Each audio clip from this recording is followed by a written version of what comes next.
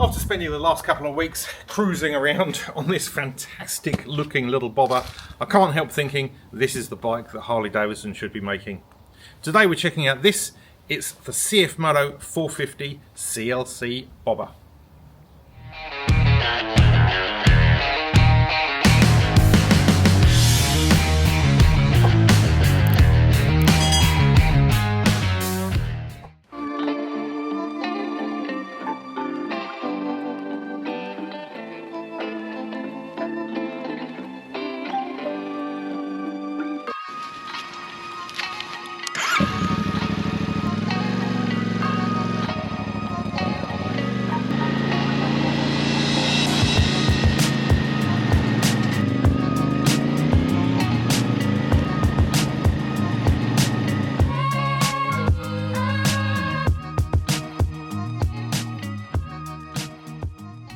So CFMoto are absolutely killing it at the moment. Here in New Zealand, we've recently had the release of the 450 MT adventure bike, which went absolutely nuts. They literally couldn't get enough of them.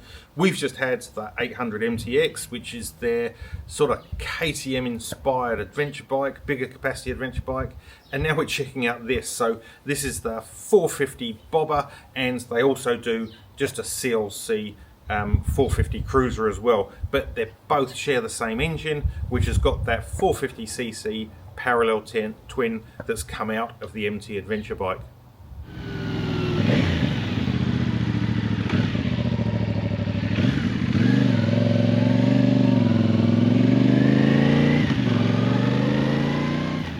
So why do I think Harley-Davidson should be making this bike? To be honest, it simply is a scaled down version of one of their customs, their cruisers, their bobbers. And CFMoto have got a great ability to see a niche and just go for it and just slot a bike into that segment. So like I say, with a 450 adventure bike, they found a gap in the market and they brought out a bike that has been tremendously successful. And I think when it comes to people who are into customs, cruisers, that sort of bike, this little CL-C 450 is going to do exactly the same.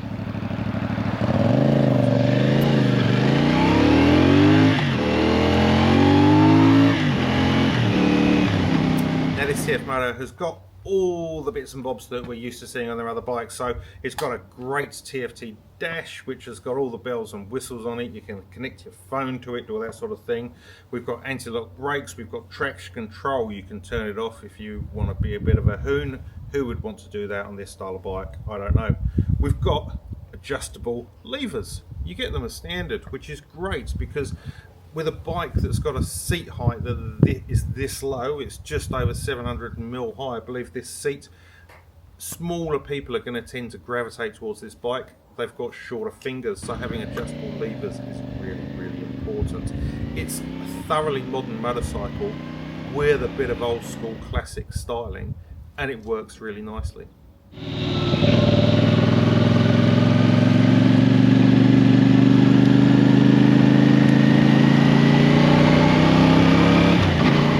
Now, being a bobber, there's no back seat, and you have to get the cruiser version if you want a back seat, and it's got a more substantial mudguard. This, we've got this hardtail rear end, so there's a monoshock hidden up underneath, and it really is a cool look. The problem with this style of bike is they can often be quite uncomfortable to ride. Somehow CFMoto have managed not to make that happen with this bike, and I'm 6 foot tall. You wouldn't expect me to be able to fit on this bike particularly well, but it's actually surprisingly comfortable. And as I say, we've been cruising around for a couple of weeks, and yes, you do get that sort of bobber firm suspension kick from the rear, because at the end of the day, that shock hidden under there hasn't really got much travel, but it's a surprisingly comfortable bike that you can ride for decent periods of time.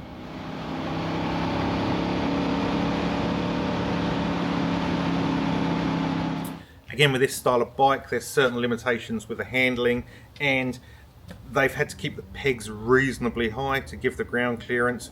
But despite that, as I say, the riding position isn't too uncomfortable. The bars aren't particularly high or too far forward, so it's not a bad riding position.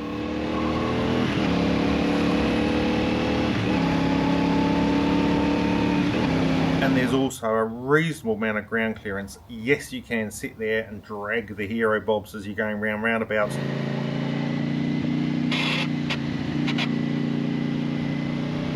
But for general riding, for out in country roads, and for just generally cruising around, it's got a decent amount of cornering clearance. Again, with the braking, decent front brake with the J1 brakes at the front there, only a single disc. A decent rear brake as well. So this style of bike, you do tend to bring the rear brake into action quite a bit. It's a nice package that isn't overly sharp. So again, for sort of newer riders and people who are into custom bikes and that sort of thing, they're not the sort of brakes that are going to take you by surprise.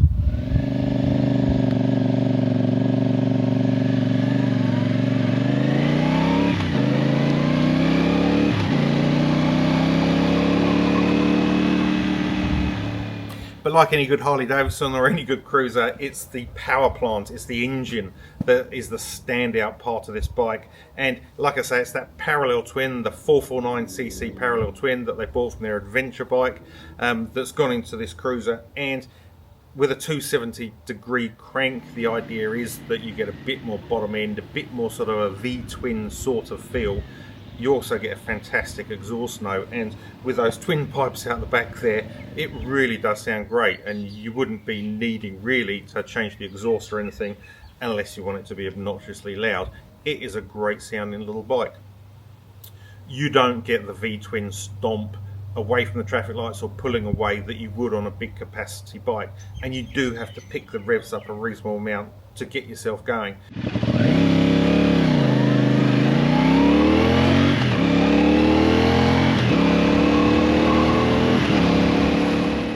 But once you're going, there's heaps of mid-range, really good roll-on, great gearing, and here when we're sitting at 100 kilometers an hour, which is the national speed limit, you can just roll on without bothering the gearbox.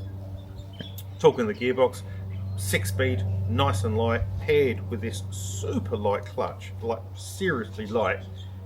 It's an absolute pleasure to go out, have some fun, and just cruise around and enjoy riding.